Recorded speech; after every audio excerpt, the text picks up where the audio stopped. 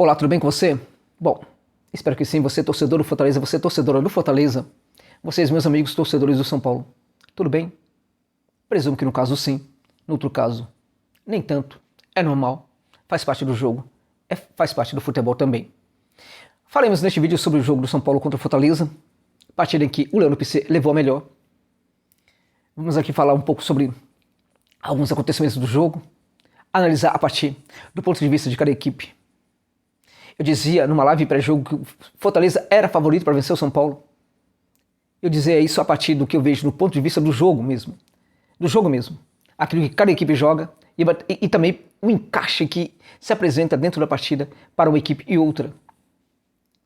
Além disso, o São Paulo iria com um time alternativo para esse jogo. O São Paulo é uma equipe hoje muito desajustada. Com o time alternativo fica ainda mais desajustada. E iria enfrentar uma equipe muito competitiva. E além disso, essa equipe havia tido uma semana para descansar e treinar, enquanto o São Paulo não tivera semana para nada. Foi jogo na Libertadores, foi correria o tempo inteiro.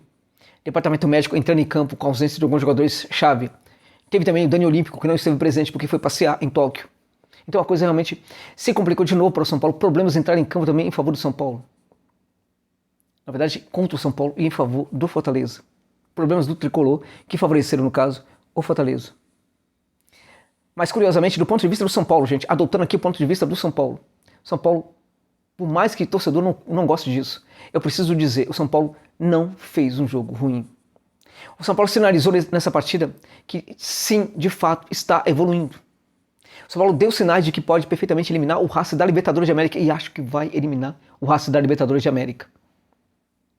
É claro que o torcedor São Paulino tão pouco quer ouvir essas coisas porque isso não ajuda nada. O fato de eu falar que o São Paulo sinalizou que pode ter recuperação na temporada. O fato de eu falar que o São Paulo sinalizou hoje que também pode eliminar o Racing de Avellaneda. Nada disso.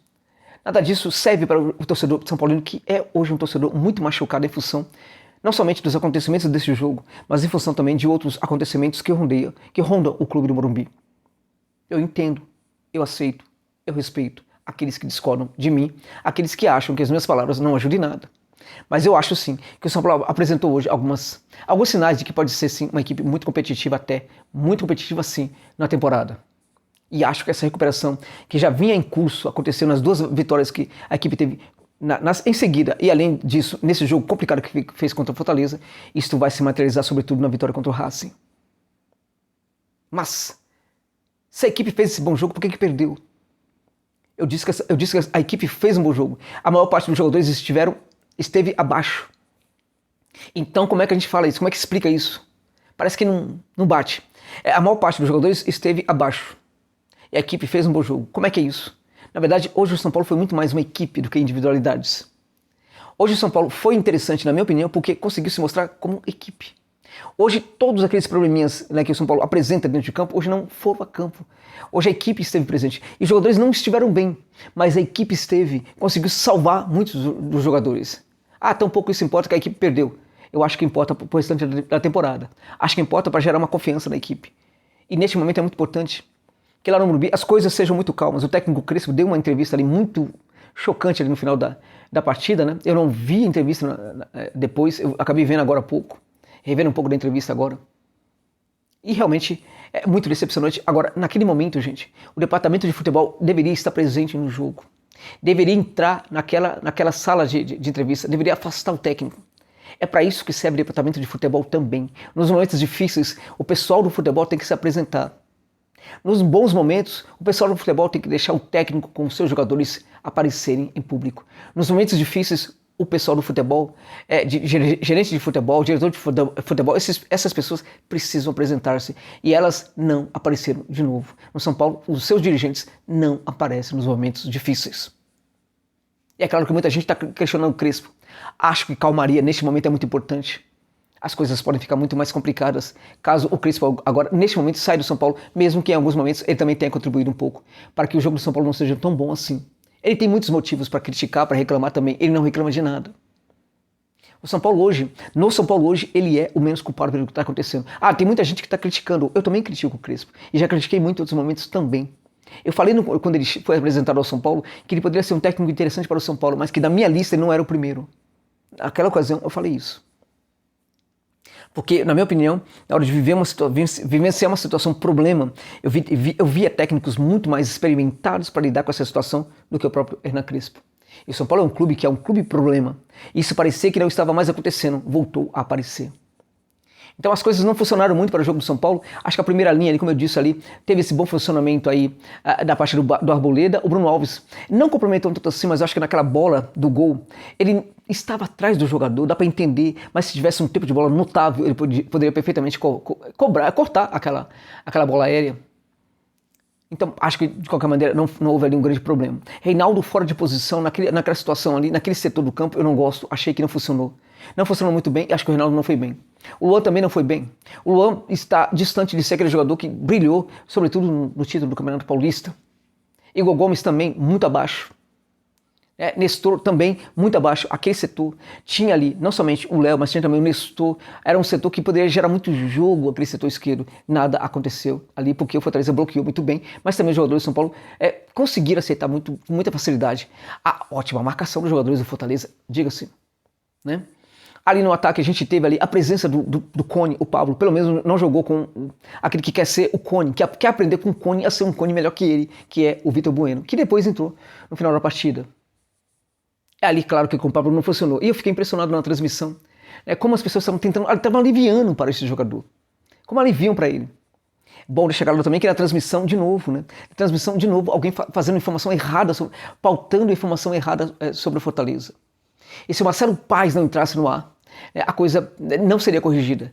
Agora, muita gente na Globo sabe, algumas pessoas na Globo provavelmente sabem que aquela informação era errada, mas ninguém corrige o cara, né? Porque é assim que as coisas acontecem na Globo. Então é muito importante que o dirigente atento vai lá e tenta corrigir como fez o Marcelo Paes. Então o São Paulo não conseguiu progredir. O São Paulo não tinha condição de progredir. Quando o São Paulo tentava, não conseguia furar a defesa do Fortaleza. Do ponto de vista da defesa, defensiva, o Fortaleza se compacta muito bem. Fez isso contra o São Paulo. E o São Paulo não teve muita oportunidade de fazer gols. O São Paulo não teve grandes oportunidades na partida. Não conseguiu. Seus jogadores não conseguiram funcionar muito bem. Porque teve uma grande marcação, foi um grande encaixotamento do jogo do São Paulo pela marcação, pelo sistema defensivo do Fortaleza. Não somente os jogadores da defesa, mas também o sistema defensivo em si. Então o São Paulo não conseguiu criar, o São Paulo tentou, muito mais do que em outros jogos, tentou, mas não conseguiu, não teve eficiência, não teve condição de conseguir gerar gols, né?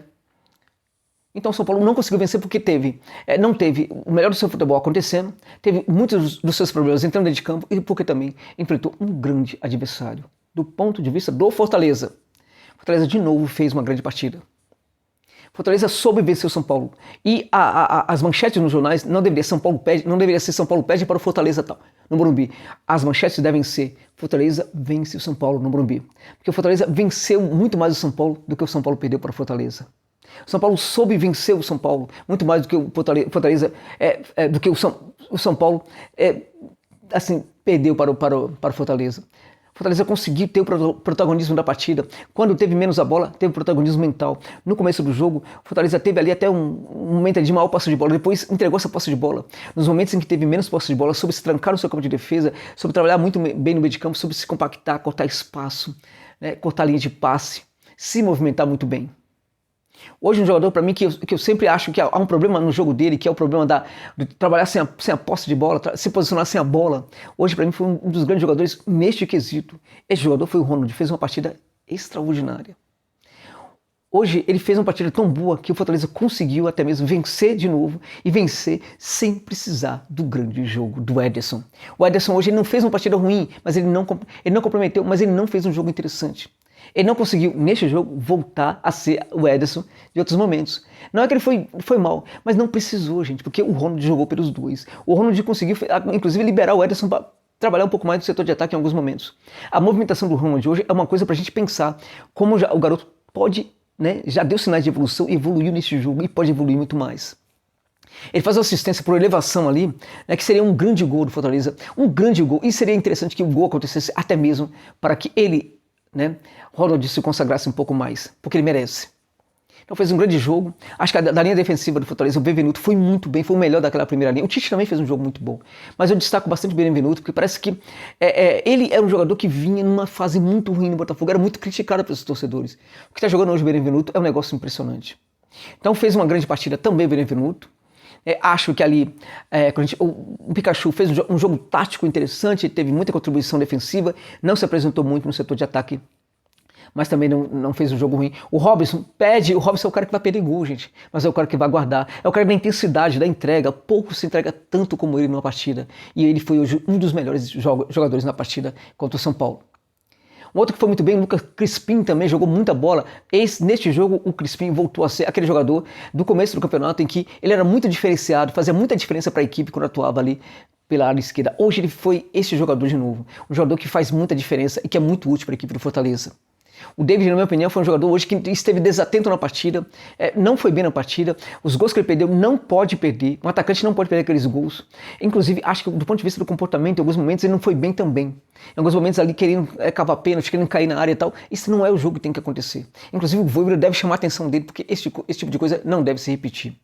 Não deve. Naquela primeira jogada que foi polêmica, poderia ou não ter havido pênalti, segundo alguns, ele poderia perfeitamente ter arrematado de primeira. Ele foi tentar dar um novo drible e ali acabou perdendo a jogada. Era bola para jogar, para chutar de primeira, gente. Então o David hoje não foi bem. Tem crédito, evidentemente, mas neste jogo o atacante do Fortaleza não conseguiu ir muito bem. Aqueles que entraram não comprometeram, evidentemente. Né? Agora, o Igor Torres ali teve ali uma boa participação, na minha opinião, quando ele entra. Né? O Justa também, não dá para perceber muito, mas o Justa também, nos poucos minutos que jogou, fez um jogo interessante também. Acho que o jogo do Edson não é que ele tenha sido ruim, mas ele não foi tão bom como o Ronald e não foi tão decisivo como em outros momentos também. Matheus Vargas é o ponto negativo dessa equipe, na minha opinião. É um jogador que em alguns momentos tentou, fez um lançamento perfeito ali, brilhante inclusive, mas é um jogador que não pode viver de um ou outro coelho da cartola, até porque não é sempre que ele tira coelhos da cartola como ele tirou hoje naquele lançamento. É um jogador que tem muita dificuldade para entender o jogo ainda. E não contribui muito com a equipe às vezes, por não entender o jogo, ele até não consegue ser intenso, porque ele não sabe muito como se movimentar dentro de campo. A meu ver, é o primeiro jogador desse Fortaleza que deverá sair da equipe com a chegada dos reforços. Porque o Robson está complicando muito, gente. O Robson está crescendo demais, está jogando demais, mesmo perdendo gol, ele entrega gols. O gol de cabeça hoje que ele fez foi um gol que, gente, colocou em alguns momentos o Fortaleza como vice-líder do Campeonato Brasileiro na 12ª rodada.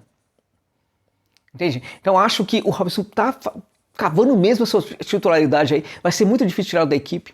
E vejo hoje o Ângelos chegando, por exemplo, para ocupar, neste momento, inclusive, o meio-campo. É muito provável até que o Ângelos possa jogar, curiosamente, no setor, justamente o Matheus Vargas.